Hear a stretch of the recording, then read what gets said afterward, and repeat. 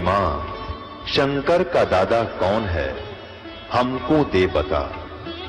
ये जानने के लिए कृपया सुनिए। जगत गुरु तत्वदर्शी संत रामपाल जी महाराज के अमृत वचन सर्व पवित्र धर्मों के पवित्र शास्त्रों के आधार पर। पुण्यात्माओं, आपको जब इस मंत्र की महिमा का और उसकी कीमत का पता चलेगा, आप इतने सतर्क हो जाओगे जैसे किसी बहन बेटी को बहुत ही समय उपरांत या वैसे भी गर्भ रह जाता है तो फिर उसके प्रति वो कितनी सतर्क होती है। और बड़ी बूढ़ियां भी उसको बताती हैं, बेटा ऐसे ना करना, ऐसी वस्तु ना खाना, ऐसे सावधानी से कदम रखना ताकि तेरा बच्चा खराब ना हो।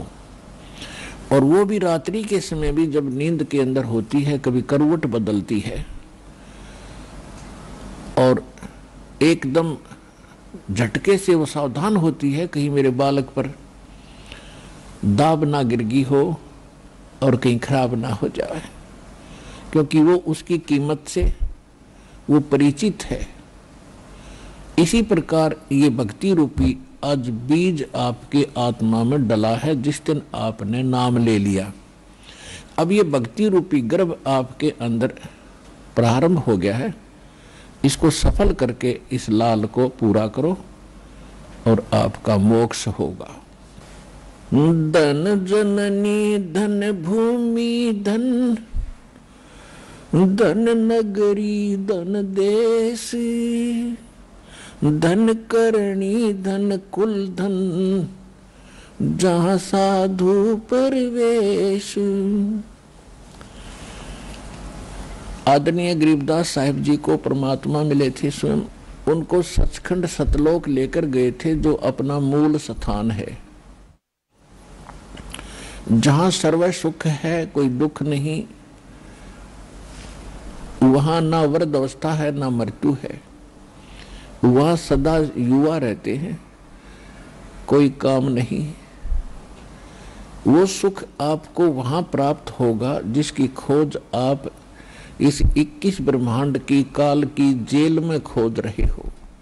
यहाँ पर प्रत्येक वस्तु का अभाव बना ही रहता है, कोई ना कोई चीज का अभाव यहाँ बना ही रहता है और वहाँ किसी वस्तु का अभाव नहीं है। तो आदरणीय गरीबदास साहिब जी को परमात्मा उस स्थान पर लेकर गए, वहां से वापस छोड़ा, अपने से परिचित करा, यथार्थ ज्ञान उनको दिया, उनका ज्ञान योग खोल दिया। उसके बाद आदरणीय गरीबदास साहिब जी ने परमात्मा से प्राप्त उस ज्ञान को हमारे लिए कैसे वर्णित किया है। धन जननी धन भूमि धन, धन नगरी धन देश, धन करणी धन कुल धन, जहाँ साधु परवेश। गरीब संत सुरसरी चलत है, मारू देश बहंत, बागड़ मंज बिलास हो, ऐसे नदी सुरसरी संत।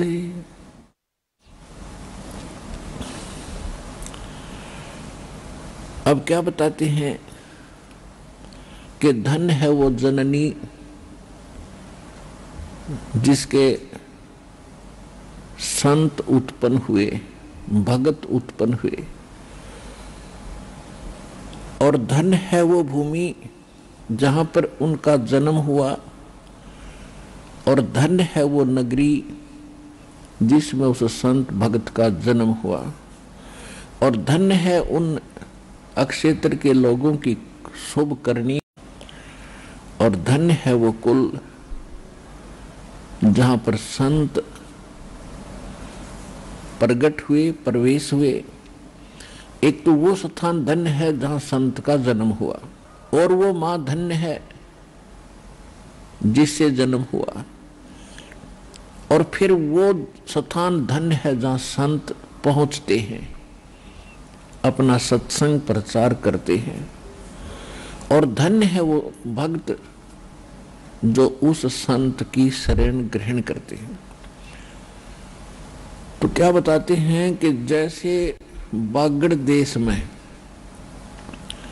बागड़ देश उसको कहते हैं जहां पर कोई सिंचाई साधन ना हो किसी प्रकार का भी, तो वहां के व्यक्तियों का जो जीवन स्तर होता है वो बहुत ही कमजोर और बड़े निर्धन होते हैं।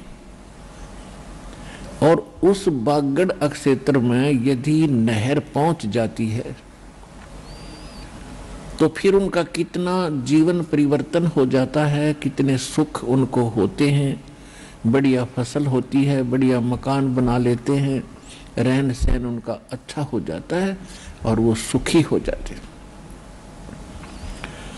तो इसी प्रकार जब तक हमारे अंतःकरण रूपी इस धरती में, इस बागड़ में, हमारी आत्मा के अंदर, अंतःकरण के अंदर जब तक हमें सत भक्ति नहीं मिलती तो हम कंगाल होते हैं।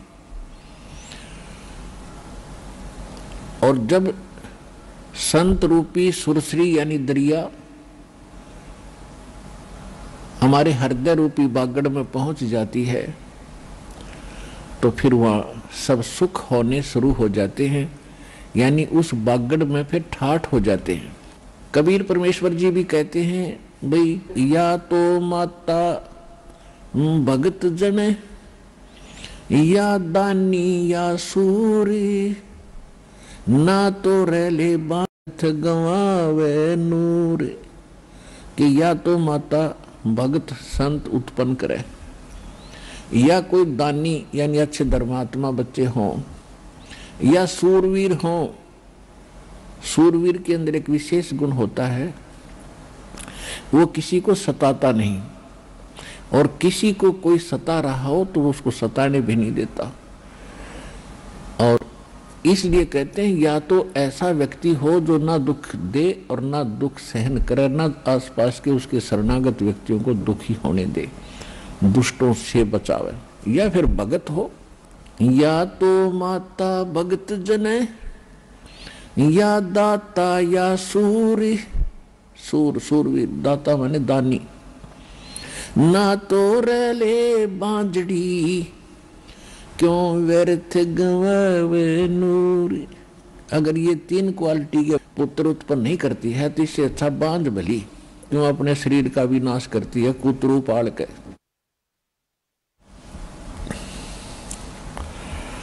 धन जननी धन भूमि धन्य, धन नगरी धन देश, धन करणी धन कुल धन, जहाँ संत परवेश। जहाँ संत आते हैं, धन्य है वो जननी जिनसे उन भक्तों का जन्म हुआ, जिनके लिए वो संत वहां पहुंच गए उनके घर पे, उनके क्षेत्र में। और धन्य है वो भूमि, धन्य है वो देश, पूरा देश।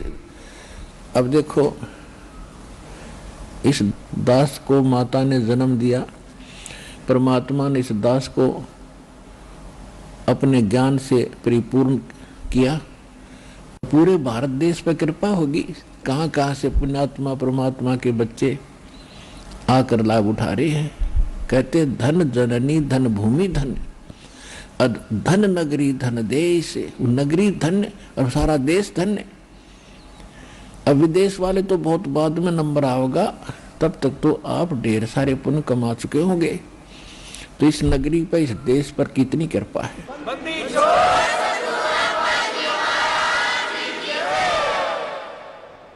संत सुरसरी चलत है ये मारू देश बहंत, बागड़ मंज बिलास हो ऐसे नदी सुरसरी संत।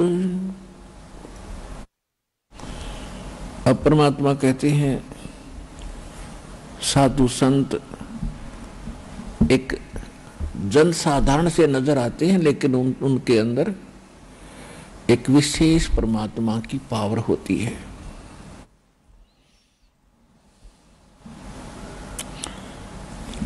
कहते अकल अलूणे दिखते ये सर्व अकल के मूल, सदा रटे हरि नाम को ये झूले अनहद झूले।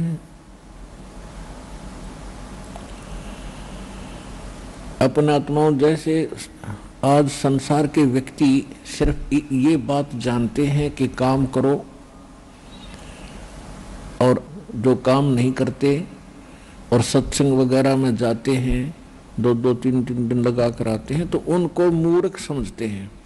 तो उसके विषय में सूक्ष्म वेद में बताया है कि अकल अलूने दीखते, अकल अलूने बिना अकल के, यानी मूर्ख नजर आते हैं साधु संत भक्त समाज के लोगों को।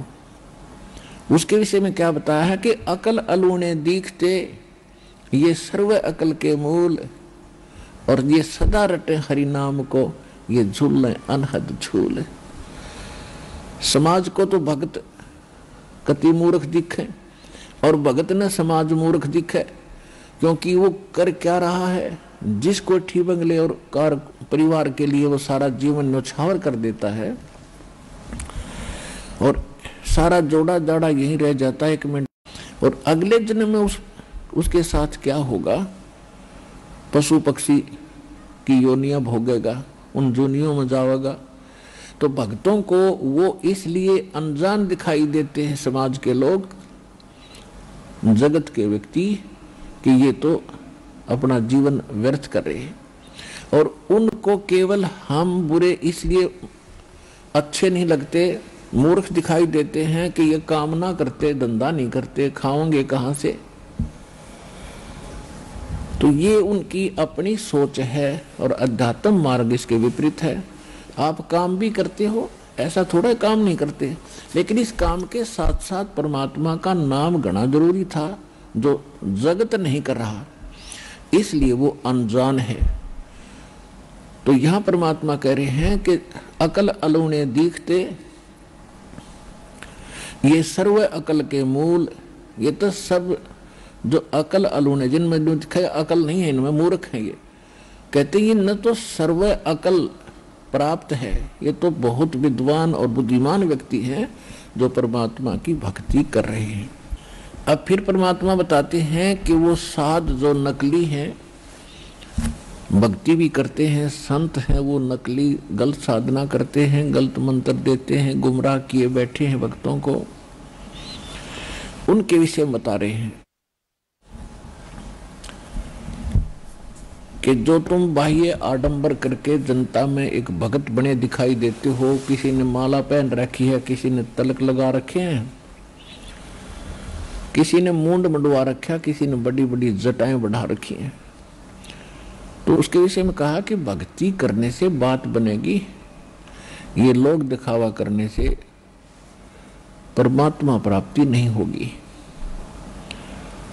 कहते कंठी माला सुमरनी ये सभी सिलसिला मेट, कन फूका गुरुआ मिले जो जम मारी फेंट। कंठी माला सुमरनी, भाई पैरे से क्या हो, ऊपर डूंडा साधु का और अंतर राख्या खो। ये कंठी माला टिक्की बिंदी लाख है, और न दिखा बड़ा साधु संत भगत होगा। कहते ऊपर ते डूंडा साध का और बड़ा महापुरुष दिखाई देता है, और सत भक्ति है नहीं, तो अंदर भक्ति का नाश करे बैठा है। तो क्या बताते हैं, केले की कोपीन है और फूल पान फल खाही, नर का मुख नहीं देखते जो बस्ती निकट ना जाही। वो जंगल के रोज हैं जो मनुष्यों बिद के जाही, निस्दिन फिरो उजाड़ में नो परमात्मा पावे नाही। एक समय एक व्यक्ति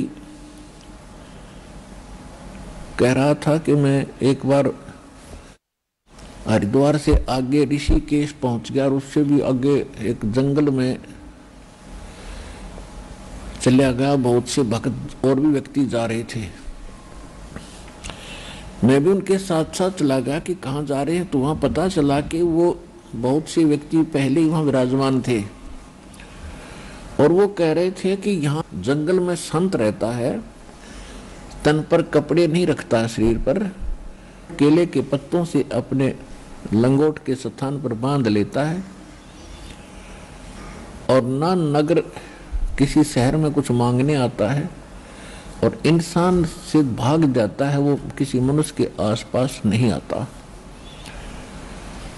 और उसके विषय में ये कहा जा रहा था कि जिसको उसके दर्शन हो जाते हैं उसका बेड़ा पार हो जाता है, बहुत धनी हो जाता है।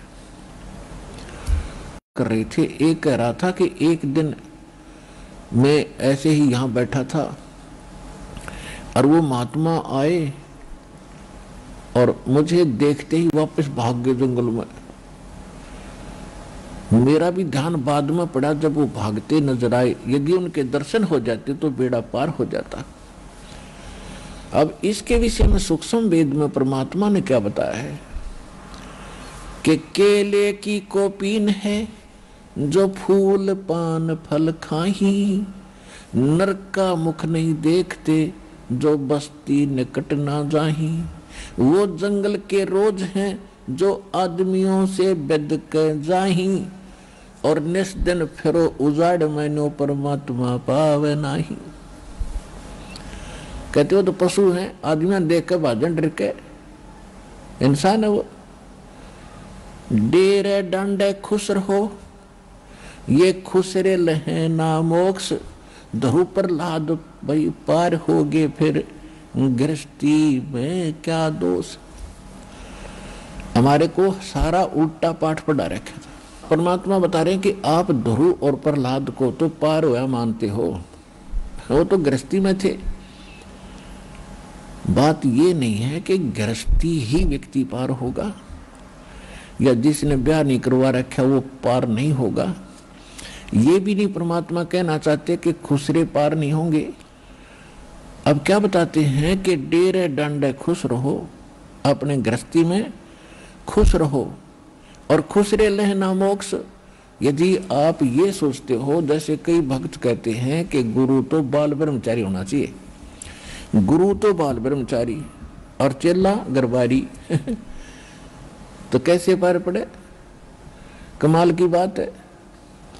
अब जो औषधि गुरु खा रहा है, मान ले उसके पेट में दर्द हो गया, तो गुरु जी जो औषधि खा रहे हैं वो ही चेले भी खाएंगे। अगर वो रोग है तो दोनों उन्हें एक ही औषधि खानी पड़ेगी।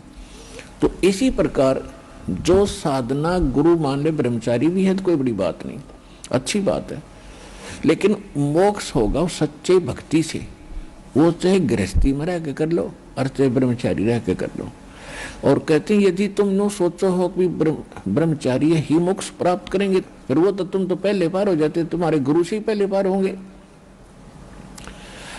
तो दुराचार बुरा बताया है, मन में दोष और किसी बहन बेटी की तरफ बुरी नजर, ये बहुत पाप का काम है। बाकी अपना कहते हैं डेरे डंडे खुश रहो, जैसा भगवान ने व्यवस्था कर रखी वैसे रहो और पार हो जाओगे। तो यहां बता रहे हैं कि फिर कहते हैं डंब करें डूंगर चढ़े अंतर झीनी झूल, जग जाने बंदगी करें ये बोवे सूल बबूल। अब हमने ज्ञान तो था नहीं, हम कोई साधु संत को देख लेते और वो डोंगी थोड़े से ऊंचे स्थान पर बैठा करे, सब ने दिख जानो हाँ साधु बैठा है चमटा गटे। तो श्रद्धालु तो भगवान की तलाश में होते ही हैं, वहां पहुंच जाते हैं, उन्हें चढ़ावा मत्था टेके दूधों के लोटे ले जावे।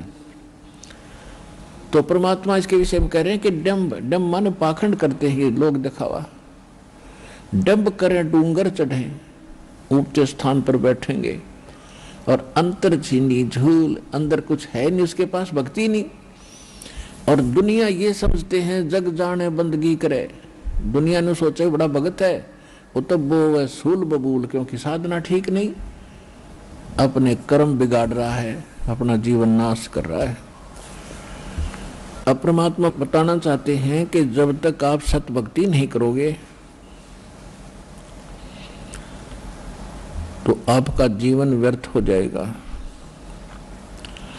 बिन उपदेश अचंभ है, ये क्यों जीवत है प्राण। भक्ति बिना काठोर है, ये नर नाही पाषाण। क्या बताना चाहते हैं परमात्मा?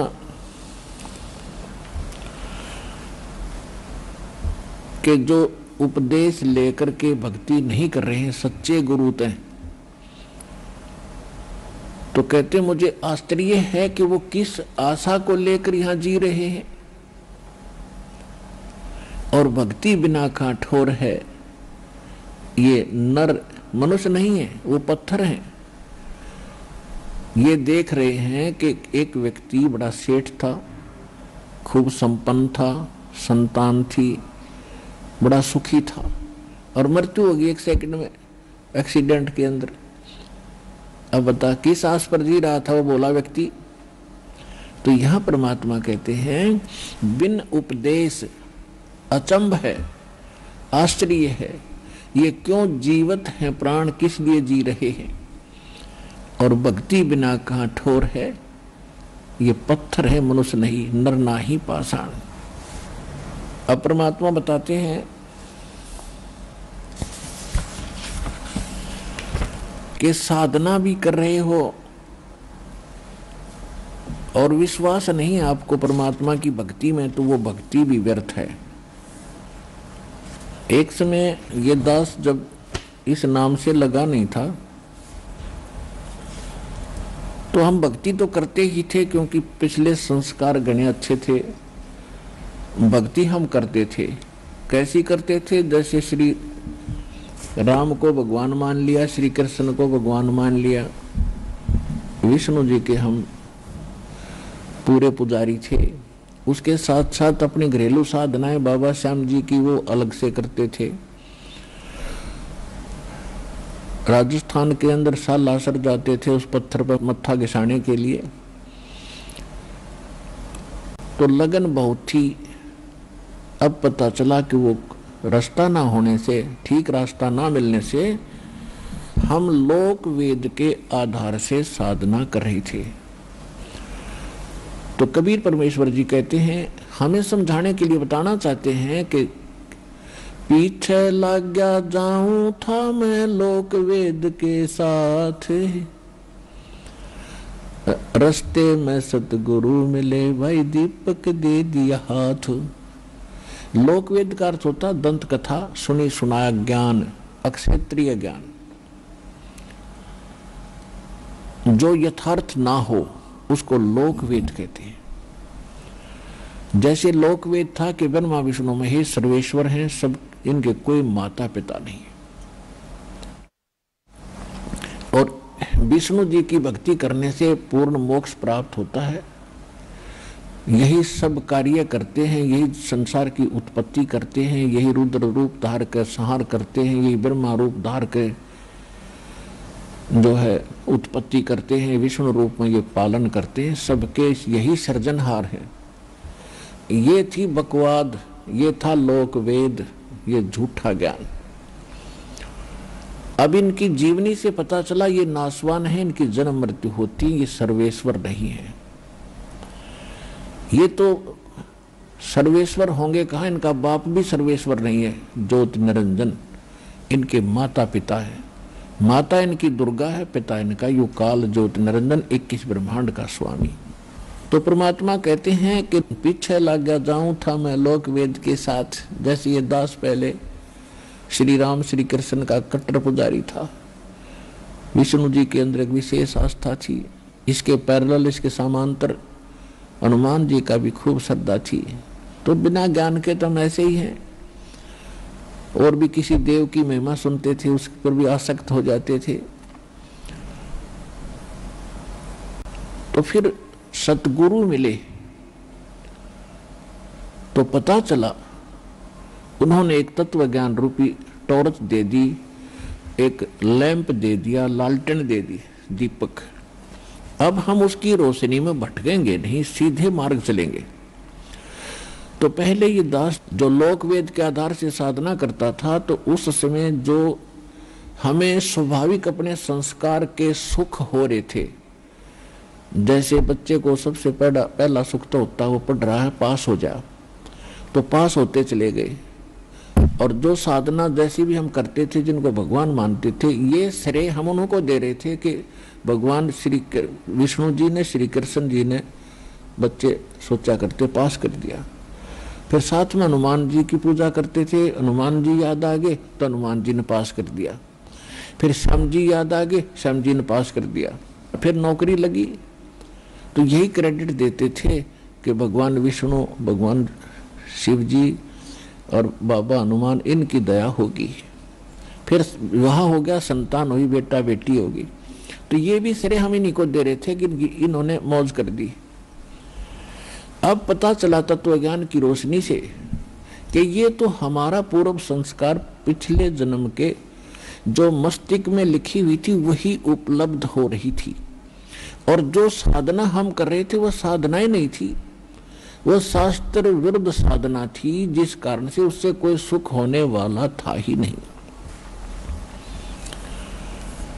गीता अध्याय नंबर 16 के श्लोक 23-24 में कहा कि शास्त्र विधि को त्याग कर जो मनमाना आचरण करते हैं उनको न तो कोई सुख होता है, न उनको कोई सिद्धि प्राप्त होती है, और न ही उनकी परम गति होती है, यूजलेस।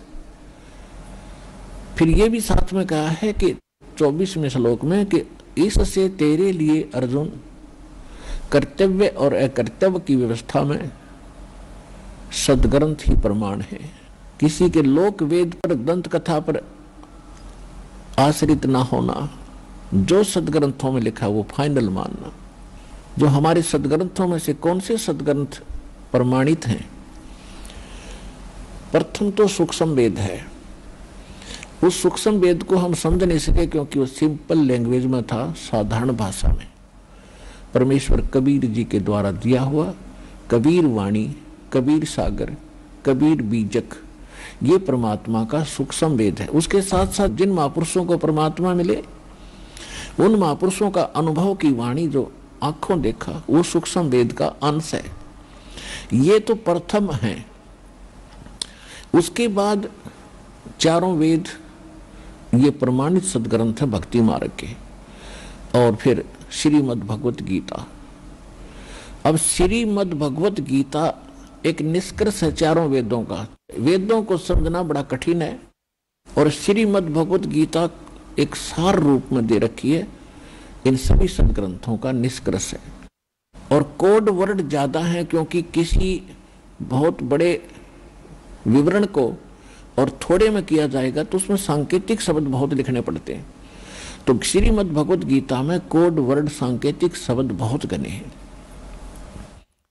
तो श्रीमद् भगवत गीता में जो साधना वर्णित है और जो फिर उसमें ये कहा है कि ये मैं जो बता रहा हूं ये कंप्लीट नहीं है। चौथे अध्याय के 32वें श्लोक में बताया है कि यज्ञों की विस्तार के साथ जानकारी, यज्ञ माने धार्मिक अनुष्ठानों की, धार्मिक साधनाओं की जानकारी सच्चिदानंद घन ब्रह्म की वाणी में ब्रह्मणे मुखे। यहां ब्रह्मणे मुखे का अर्थ अनुवादकर्ताओं ने गलत कर रखा है। चौथे अध्याय के 32वें श्लोक में उन्होंने ब्रह्मणे मुखे का अर्थ लिख दिया वेद की वाणी में। वेद की वाणी तो बोली जा रही है, ब्रह्मणे मुखे का अर्थ है गीता अध्याय नंबर 17 के श्लोक 23 में इन्होंने ब्रह्मणे का अर्थ किया है खुद सच्चिदानंद घन ब्रह्म, यानी पूर्ण परमात्मा, परम अक्षर ब्रह्म। 7वें अध्याय के 29वें श्लोक में गीता ज्ञानदाता कहता है कि अर्जुन, जो जरा और मन से छूटने के लिए, जरा माने वृद्धावस्था के कष्ट से, मरण माने मृत्यु से, इस कष्ट से छूटने के लिए जो प्रयत्नशील हैं, जो साधना करते हैं, संसार की किसी वस्तु की इच्छा नहीं रखते, वो तत्ब्रह्म से और सारे अध्यात्म से और सब कर्मों से परिचित है। तो 8वें अध्याय के प्रथम मंत्र में अर्जुन ने पूछा तो किम तत्ब्रह्म, वो तत्ब्रह्म क्या है? 8वें अध्याय के गीता के 3रे श्लोक में कहा कि वो परम अक्षर ब्रह्म है। तो वो परम अक्षर ब्रह्म जो है गीता ज्ञानदाता से अन्य है, वो श्रेष्ठ परमात्मा है। तो चौथे अध्याय के 32वें श्लोक में जो सच्चिदानंद घन ब्रह्म ब्रह्म ने मुखे कहा है, वो सच्चिदानंद घन ब्रह्म उस परम अक्षर ब्रह्म के विषय में बताया कि उसने जो अपने मुख कमल से वाणी बोली है, वो सच्चिदानंद घन ब्रह्म यानी परम अक्षर ब्रह्म की वाणी है, वो पूर्ण परमात्मा के मुख से बोली गई वाणी है। उसमें विस्तार के साथ कहे गए हैं। तो गीता ज्ञान दाता कह रहा है कि पूरी विस्तृत जानकारी भक्ति मार्ग की तो वो उस तत्व ज्ञान में है जो परमात्मा स्वयं आकर अपने मुख से बोलता है। और गीता अध्याय नंबर 4 के श्लोक नंबर 34 में कहा कि उस तत्व ज्ञान को जो भगवान खुद आकर बोलता है, एक लीला करके चले जाते हैं, उसके बाद उससे परिचित कोई तत्वदर्शी संत मिले, उससे जाकर वो तत्व ज्ञान पूछ, उस पूर्ण मोक्ष के मार्ग को मैं नहीं जानता, फिर भी वो अपने सतर का और सांकेतिक उस परमात्मा का भी वर्णन कर रहा है। 8वें अध्याय के 5 और 7 मंत्र में गीता ज्ञानदाता कहता कि मेरी भक्ति कर, मुझे ही प्राप्त होगा, और युद्ध भी कर। 8वें अध्याय के 5 और 7 में कहा कि मेरी भक्ति कर, युद्ध भी कर, मुझे ही प्राप्त होगा, तो डोंट वरी, चिंता मत कर। 8वें अध्याय के 8, 9, 10 में कहा है कि उस सच्चिदानंद घन ब्रह्म की जो भक्ति करता है, उसकी साधना और मंत्र उस तत्वदर्शी संत से मिलेंगे, वो फिर वो भक्ति के बल से, भक्ति की शक्ति से उसके पास पहुंच जाता है। अपने विषय में कहता है कि मेरी भक्ति करेगा तो जन्म मरण तेरे भी रहेंगे, मेरे भी रहेंगे। गीता अध्याय नंबर 2 के श्लोक नंबर 12 में, और गीता अध्याय नंबर 4 के श्लोक नंबर 5 और 9 में, गीता अध्याय नंबर 10 के श्लोक नंबर 2 में यह स्पष्ट करता है कि अर्जुन, तेरे और मेरे बहुत जन्म हो चुके, तू नहीं जानता, मैं जानता हूं, और मेरी उत्पत्ति हुई है, मेरा जन्म हुआ है, मेरे जन्म को कोई नहीं जानते, क्योंकि यहाँ के जितने भी प्राणी मेरे अंतर्गत हैं वो मुझसे ही जन्मे हैं। फिर ये कहता है मेरी भक्ति करेगा, जन्म मरण तेरा भी रहेगा और मेरा भी रहेगा। गीता अध्याय नंबर 15 के श्लोक नंबर 1 से 4 में कहा है कि तत्वदर्शी संत की पहचान बताई है कि उल्टे लटके हुए संसार रूपी वृक्ष के सभी विभाग जो बता देता है, ये पहचान है उस संत की कि वो तत्वदर्शी संत है। और 600 वर्ष पहले परमात्मा ने अपने सूक्ष्म वेद में तत्व ज्ञान में कहा था, अक्षर पुरुष एक पेड़ है, सरपुरुष वाकी डार, ज्योत निरंजन, और तीनों देवा शाखा है, ये पात रूप संसार। तो परमात्मा स्वयं तत्वदर्शी संत की भूमिका करते हैं और तत्व ज्ञान बोलकर चले जाते हैं। उसके बाद इस दास पर कृपा करी है उस तत्वदर्शी संत बनाने की, और आज इस दास ने वो सभी उल्टे लटके संसार रूपी वृक्ष के विभाग सार्वजनिक किए हैं। तो ये दास वर्तमान में एक तत्वदर्शी संत है इस विश्व में, और दूसरा है नहीं, ये भ्रम ना पड़ना। अब कई कहते हैं कि अपनी बड़ाई करते हैं, वो संत नहीं होते। पुण्यात्मा, बड़ाई तो होती है बकवाद करना, और सच्चाई कहना बड़ाई नहीं होती।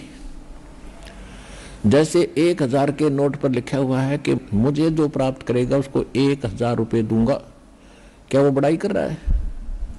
वहां सच्चाई लिखी है, ये 1000 रुपये आपको देगा ही देगा। इसी तरह समझ लेना। मैं कहा है कि तत्वदर्शी संत वो होगा जो सभी विभागों को बता देगा इस उल्टे लटके हुए संसार रूपी वृक्ष के। फिर कहा है कि उस तत्वदर्शी संत के मिल जाने के पश्चात उस तत्व ज्ञान रूपी शस्त्र के द्वारा इस अज्ञान न काट के, अज्ञान को काटकर उसके पश्चात, यानी इस तत्व ज्ञान को ढंग से समझकर अज्ञान हट जाएगा तेरा। उसके पश्चात परमेश्वर के उस परम पद की खोज करनी चाहिए, जहां जाने के बाद साधक फिर लौटकर कभी संसार में नहीं आते। और जिस परमेश्वर ने सब ब्रह्मांडों की रचना की है, संसार रूपी वृक्ष जिससे विस्तार को प्राप्त हुआ है, केवल उसी की भक्ति कर, अपनी भक्ति को भी मना कर रहा है। अब प्रसंग ये चल रहा है कि भक्ति भी करते हैं और भक्ति गलत भी करते हैं, शास्त्र विदिता कर्म मनमाना आचरण भी करते हैं, तो वो भी व्यर्थ है। तो हम उनके लिए सदग्रंथ ही प्रमाणिक हैं। तो प्रमाणित सदग्रंथों में दास आपको बता रहा है कि हमारी श्रीमद् भगवत गीता हमें कौन सा संदेश दे रही है। इसमें ना श्री राम, ना श्री कृष्ण और ना विष्णु किसी की महिमा का जिक्र नहीं है, ना उनकी भक्ति का कितना संकेत है। गीता ज्ञानदाता श्री कृष्ण नहीं है, श्री कृष्ण की बॉडी में इनका पिता युग काल ज्योति निरंजन बोल रहा है, और वो अपनी महिमा और उस परम अक्षर ब्रह्म की महिमा दोनों पैरेलल बता रहा है। अपनी अक्षमता भी बता रहा है, अपनी स्थिति भी बता रहा है कि मेरी जन्म मृत्यु रहेगी, मेरे उपासक की भी रहेगी, और यदि तुझे पूर्ण मोक्ष चाहिए तो उस परम अक्षर ब्रह्म की शरण में जा। गीता अध्याय नंबर 18 के श्लोक नंबर 62 में कहा कि अर्जुन, तू सर्वभाव से उस परमेश्वर की शरण में जा, जिसके विषय में 8वें अध्याय के 30वें श्लोक में कहा है कि वो परम अक्षर ब्रह्म है जो गीता ज्ञानदाता से अन्य है। उसकी कृपा से, उस परमेश्वर की कृपा से ही तू परम शांति को और सनातन परम धाम को प्राप्त होगा। अब अपने विषय में कह रहा है कि 8वें अध्याय के 5 और 7 में कि तू मेरी भक्ति कर और युद्ध भी कर और मुझे प्राप्त होगा। तो जहां युद्ध करना है वहां शांति हो सकती है।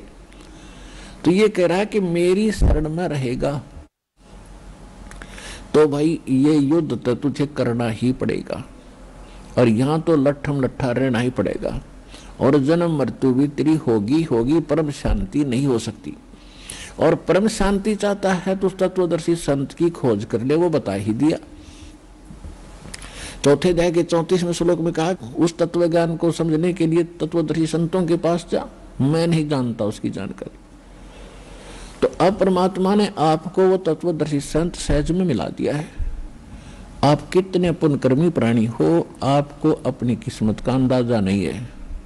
ये दास पारखू है, लाल की कीमत जोड़ी जान सकता है, लाल स्वयं नहीं बताता, उसके ऊपर लिखा नहीं होता। तो ये दास आप कितने पुण्यकर्मी प्राणी हैं, भले ही आप दुख में यहाँ आए हो, चाहे कोई जिज्ञासु बनकर आया है, धन्य है आपके माता पिता जिनसे जन्म।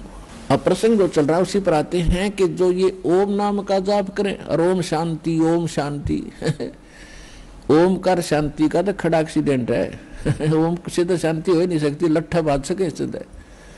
अरे ओम शांति के, वाह भाई वाह, आग और पेट्रोल दोनों ले रहने के शांति होगी, दूनी आग लगे इससे। तो ओम से शांति नहीं हो सकती, ओम के साथ एक तत्व मंत्र और जोड़ा जाता है ताकि इसके अवगुणों को कंट्रोल रखता है। वो अकेले ओम के जाप से लाभ नहीं होगा, वो होगा तो गलत ही होगा। आपको लाभ दिखाई देगा, जैसे ऋषियों ने ओम नाम का जाप किया और सिद्धियां आ गई, एक वचन से पता नहीं क्या क्या उद्मस्तार गए, तो उन्होंने सोचा था बहुत कुछ पा लिया हमने ओम के नाम से वो तो आग लगा दी, ये तो शांति हो ही नहीं सकती, कर्म बिगाड़ लिए तुमने। तो इसके साथ इसलिए इस तत्व मंत्र का संयोग मालिक ने किया है कि ये फिर बकवाद नहीं करेगा। जैसे एक तो एक जड़ी खाई जावे, उसके साथ दूसरी मिला दी जाती है तो वो कुछ अन्य लाभ देती है। तो इस प्रकार परमात्मा ने जन्म मरण के रोग काटने के लिए एक फार्मूला तैयार करके हमें दिया है कि ऐसे ऐसे भक्ति करो। प्रथम मंत्र के अंदर जो तुम ओम और जो मंत्र तत्व भी साथ में उसमें है एक, उसका जो जाप करते हो वो एक सामूहिक पुड़िया बनेगी, सभी का मिश्रण बन गया, तो वो कुछ और लाभ करेगा। और यहाँ दो का योग करके जो श्वासे सिमरन आपको दिया गया है ये कुछ और लाभ देगा। और फिर इसके साथ सार नाम जोड़ दिया जाएगा, सार नाम फिर अलग से आपको मिलेगा, फिर इनका एक विशेष और गुण मिलेगा। तो इस प्रकार हमें मोक्ष मिलेगा। अब जो प्रसंग चल रहा है कि हमारे सद्ग्रंथ जो है कौन सा मार्ग साधना बताते हैं। गीता अध्याय नंबर 8 के श्लोक नंबर 13 में गीता ज्ञानदाता कहता है कि मेरा एक ओम अक्षर है, ओम इति एकाक्षरम ब्रह्म व्यवहारण माम अनुसमरण ये पर्याति तजन देहम सयाति परमाम गति। माम ब्रह्म, मुझ ब्रह्म का केवल ओम एक अक्षर है, और अंतिम सांस तक इसका उच्चारण करके सिमरन करता हुआ जो जाता है ओम से मिलने वाली परम गति को प्राप्त होता है। तो ओम से मिलने वाली कौन सी परम गति है? ब्रह्मलोक प्राप्ति होती है। गीता अध्याय नंबर 8 के श्लोक नंबर 16 में कहा है कि ब्रह्मलोक में गए हुए प्राणी भी वापस जन्म मरण में आते हैं। और ये खुद कहता है, अर्जुन तेरी मेरी जन्म मृत्यु बनी रहेगी। ओम नाम गीता ज्ञान दाता का जाप है। ये ब्रह्म बोल रहा है गीता श्री कृष्ण में प्रवेश करके, जैसे भूत बोलते हैं। फिर ये संकेत करता है कि परम अक्षर ब्रह्म की भक्ति करनी है। गीता अध्याय नंबर 17 के श्लोक नंबर 23 में कहा है, ओम तत्सत इति निर्देश ब्रह्मणे त्रिविध समर्थ। ब्रह्मणे माने उस सच्चिदानंद घन ब्रह्म यानी परम अक्षर ब्रह्म यानी सत्य पुरुष अविनाशी परमात्मा की भक्ति का केवल ये 3 मंत्र का जाप है। यही निर्देश है। निर्देश माने फाइनल ऑर्डर, नथिंग एल्स। ये अंतिम दिशा, आपको निर्देश दिशा दी जा रही है कि इसके अतिरिक्त और कोई मंत्र नहीं है। ये कहता है कि उस परमात्मा के जो यथार्थ मंत्र हैं मैं नहीं जानता, तो तत्वदर्शी संत से पूछो।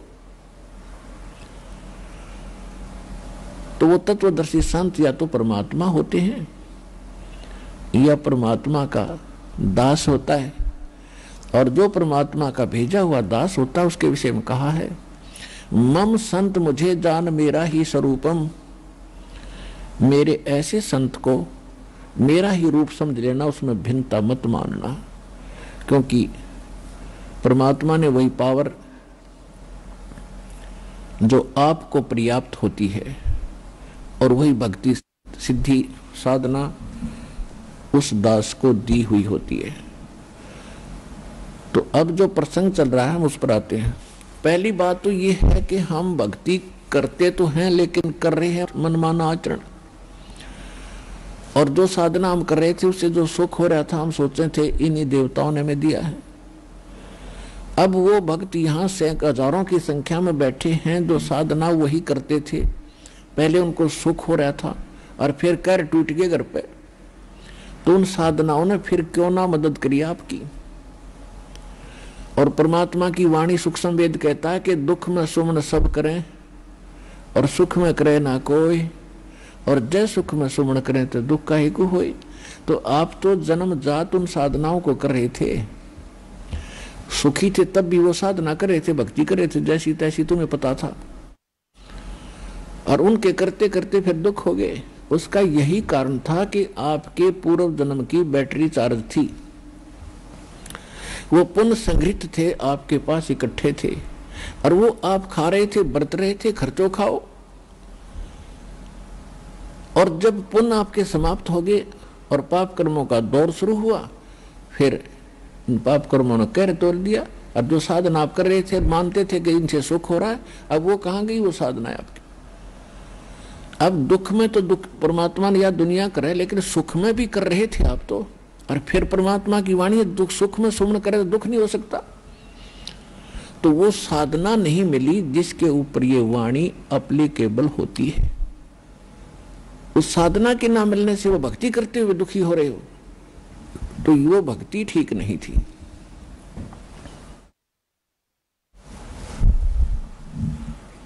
अब परमात्मा कहते हैं कि भक्ति भी करते हो और शास्त्र विदिता का मनमाना आचरण आप कर रहे हो, तो वो भी आपका व्यर्थ है। फिर आपको सही भक्ति मिल गई, सत साधना भी मिल गई और आपको विश्वास नहीं भगवान में। आप जो साधना कर रहे हैं उस पर विश्वास नहीं है, परमात्मा क्या कर सकता है, ऐसा नहीं हो सकता है। जैसे पुराने ज्ञान से हम इतने कंडम हो गए, अंतःकरण इतना मलिन हो लिया, हम किसी भगत से सुनते हैं, जो प्रथम भक्त आते हैं यहाँ, और वो दूसरे पुराने भक्तों से सुनते हैं कि मुझे ये लाभ हुआ, मुझे ये लाभ हुआ, तो उनका विश्वास नहीं होता इन बातों का, क्योंकि उनके साथ कभी ऐसी घटना घटी नहीं। ऐसी घटना घटे क्योंकि वो भक्ति ठीक नहीं थी। अब कोई ये कहता है कि मैंने कनेक्शन लिया बिजली का और मेरा पंखा अपने आप चल रहा है, और दूसरा पंखा वो भी टांग रहा है और उसको कनेक्शन मिला नहीं, तार सारे फिट कर रखे हैं, कनेक्शन भी किक करके लटका बांध रहा, कोई उसने दे रखा हो तो कनेक्शन उसको पावर हाउस से संबंधित ना हो व्यक्ति, तो उसका पंखा नहीं चल रहा, वो कभी हवा में पे घूम लिया, वो दूसरी बात है कि कभी कभी चलता तो है पर इतना नहीं चलता जैसे आप कहते हो। और वो कह रहा है कि मेरा डटा नहीं डटता, ऑफ करूं जब बंद हो है, तो उसका विश्वास नहीं हो रहा किसको? जिसका कनेक्शन पावर से नहीं है। और वो झूठ नहीं बोल रहा क्योंकि वो उसका प्रयोग कर रहा है, उसका आनंद ले रहा है। तो ठीक इसी प्रकार जो आपको परमात्मा कबीर जी की पावर से दास से कनेक्शन मिल गया, नाम मिल गया, उनके घर में वो सुख ऑटोमेटिकली होंगे ही होंगे। और दूसरे जो गुरु भी बना रहे हैं, उन गुरुओं के पास आगे कनेक्शन भगवान से है नहीं, तो वो समझ लो कि कर लठ का तार बांध गए, आगे तुम्हें कनेक्शन दे बैठा है, वो कति नरा निकम्मा आदमी है, उसका पावर से कनेक्शन नहीं है, परमात्मा से नहीं जुड़ा हो व्यक्ति, जिसको तो आप गुरु मानकर उससे नाम लिए बैठे हो। जब आप पावर से जुड़े हुए किसी तार से जुड़ोगे तो फिर आपके भी पंखे ऐसे ही खखाट ठावेंगे, ऐसे ही चलेंगे।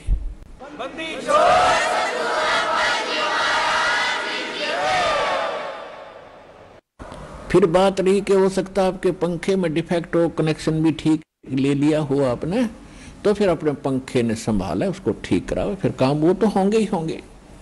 तो आपके अंतःकरण में विश्वास होना अनिवार्य है। तो दास आपको एक कथा सुना होगा। ये दास पहले हनुमान पुजारी था और वो वही साधना करते थे जैसे आम हिंदू भक्त करते हैं। और हम इतना विश्वास अवश्य रखते थे कि हम सुना करते कथा कि भगवान श्री कृष्ण जी ने द्रौपदी का चीर बढ़ा दिया,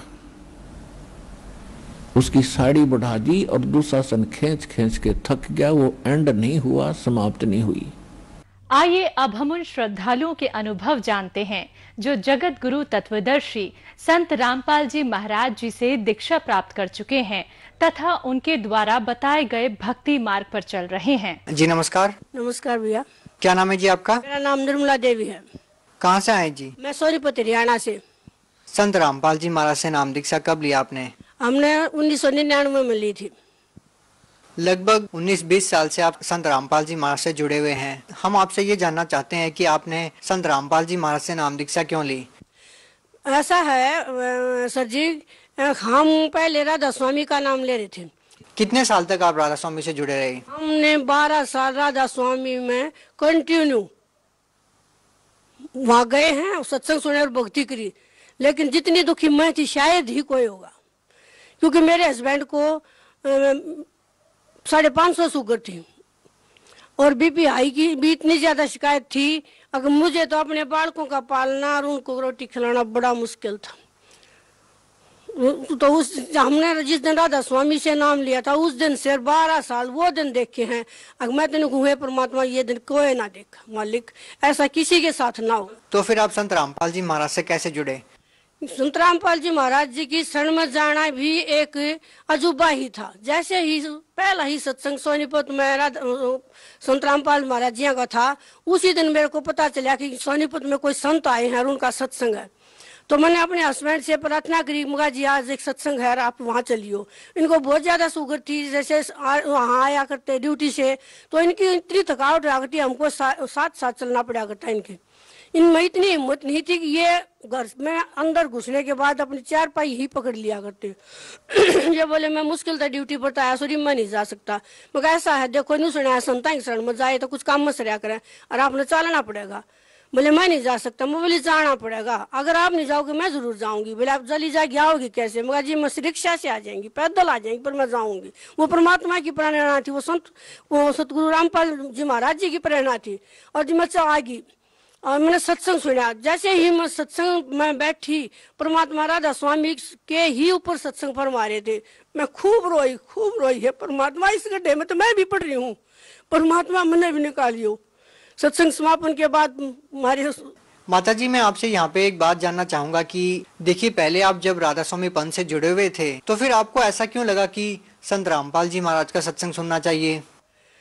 सर जी मैंने जो दिन देखे हैं मेरे का एकदम मेरे हृदय में इतनी वो होगी, जहाँ मैं हूँ मैं गलत हूँ। और संत रामपाल जी महाराज जी का सत्संग सुनने के बाद तुरंत मेरी आत्मा ने मेरे को एकदम ऐसा जोर दिया कि अब मैं सही ठिकाने पागी, मैं यहाँ से नहीं जा सकती। सत्संग के बाद मेरे हस्बैंड कहने लगे चलो सत्संग समापन हो गया। मैं बोली जी मैं नहीं जा सकती। बोले क्यों?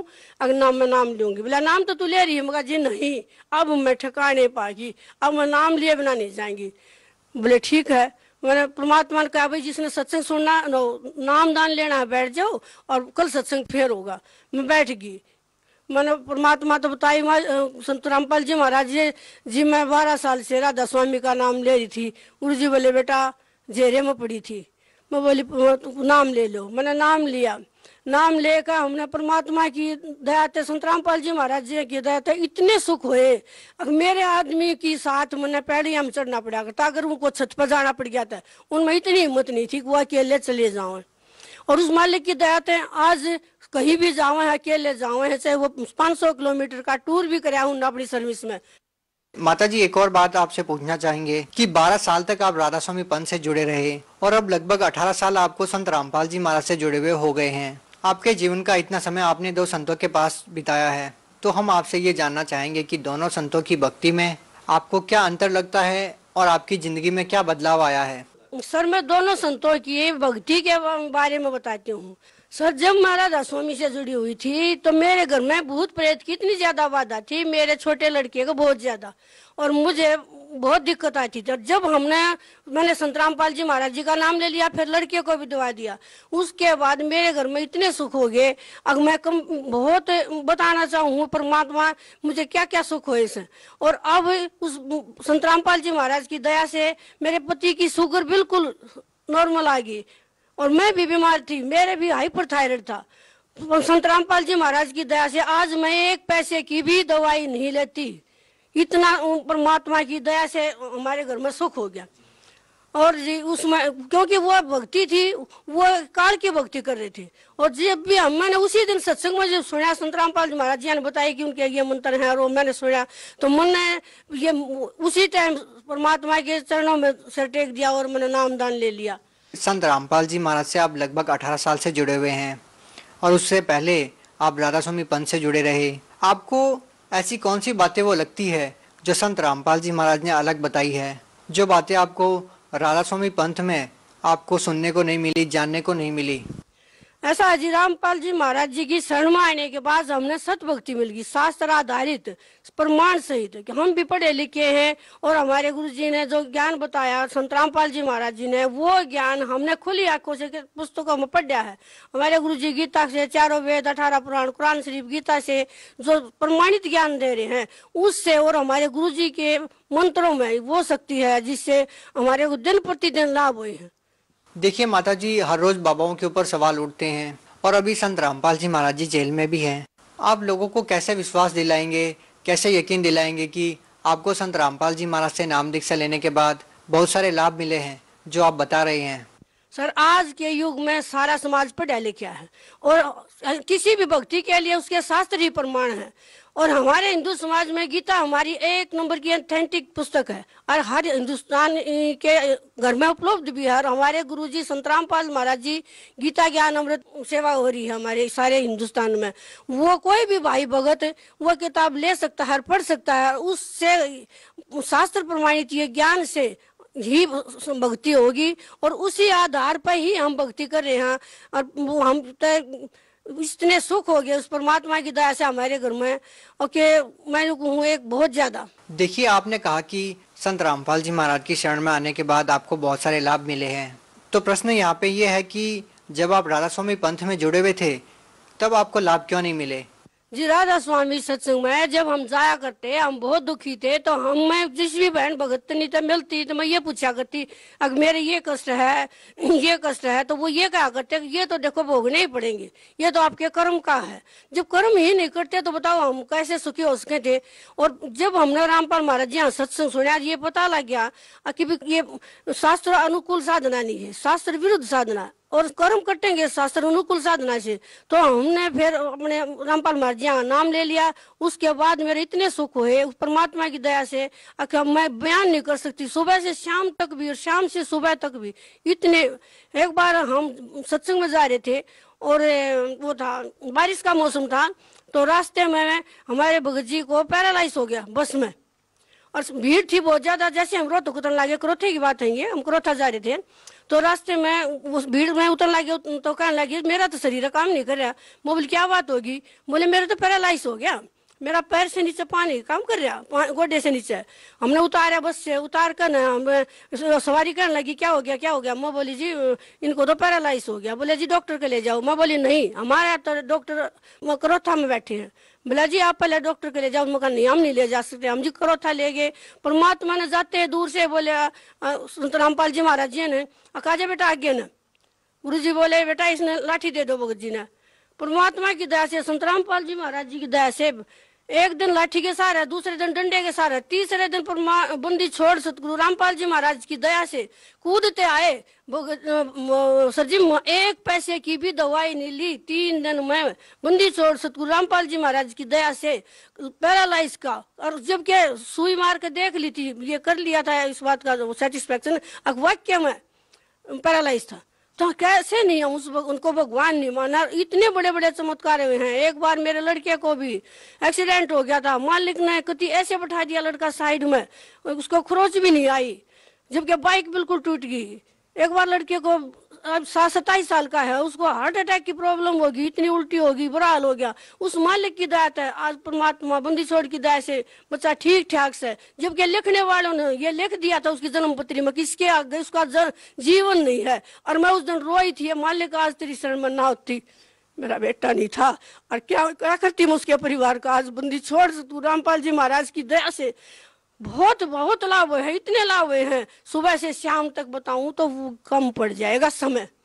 माता जी देखिए, संत रामपाल जी महाराज के सभी अनुयायी ये कहते हैं कि उनसे नाम दीक्षा लेने के बाद उन्होंने नशा छोड़ दिया, जबकि लाखों करोड़ों लोग ऐसे हैं जो नशा कर रहे हैं।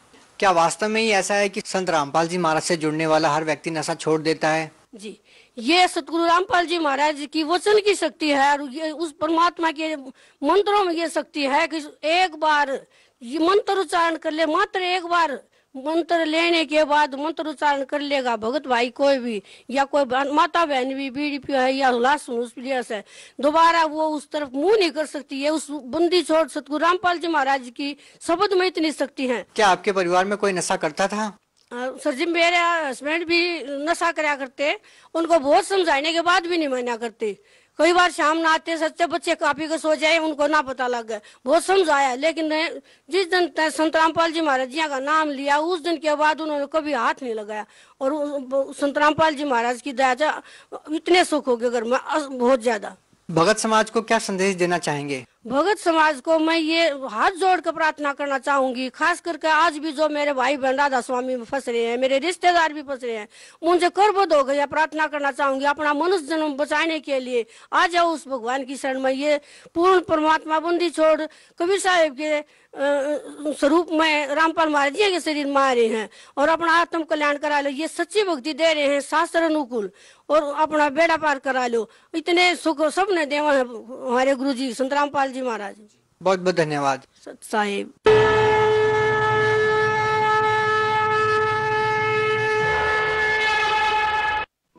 आप सुन रहे थे जगत गुरु तत्वदर्शी संत रामपाल जी महाराज के मंगल प्रवचन। अधिक जानकारी के लिए संपर्क करें 8222-880-541, 8222-880-542, 8222-880-543, 8222